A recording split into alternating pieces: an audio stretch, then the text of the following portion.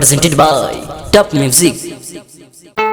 यह छठ के पावन पर्व में एगो दुखिया लाचारी औरत एगो बेटा खातिर इतना कष्ट सहतारी छठी माई के व्रत कइले बाड़ी। छठ घाट पर जाके छठी माई से कैसे कहतारी आज सुनी सभे ई गाना के माध्यम से।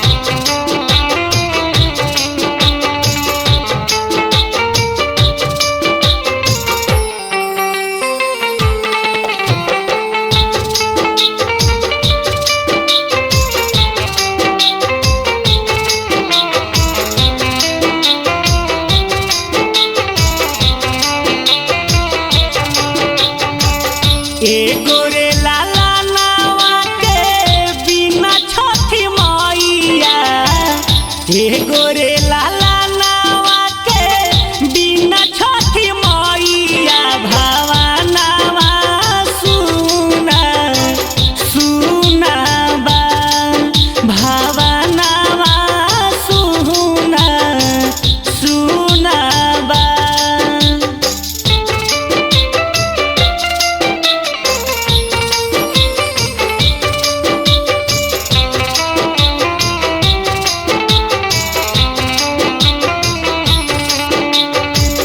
हे छठी माई काहे कैलू तू दे रहो, बिना रे लाला नावा के जिंदगी अंधेरा हो।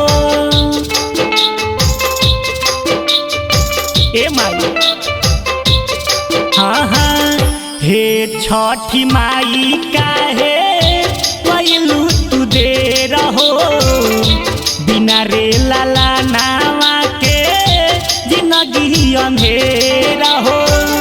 सब कर भरेलू तू सुना रे अचारावा, सब कर भरेलू तू सुना रे अचारावा, भावनावा सुना सुना बा, अंगनावा सुना सुना बा।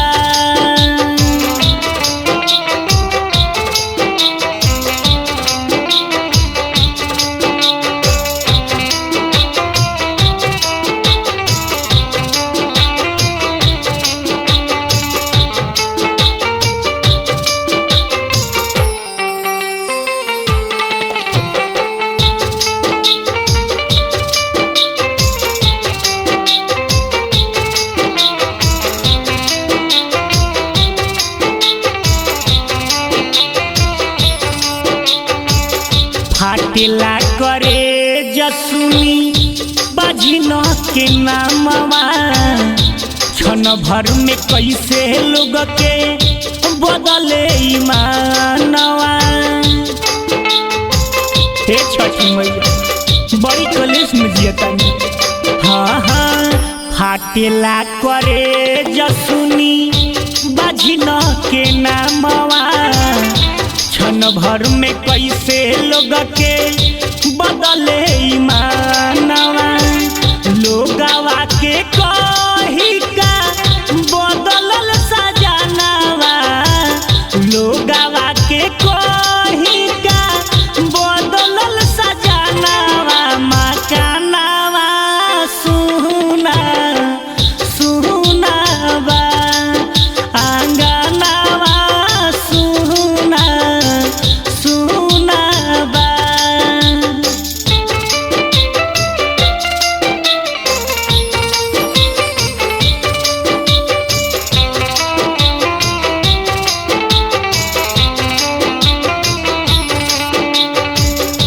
अर्जुन दीवाना छठी माई के परबिया, बन जाइब पापा बुलेट कैली अरजिया।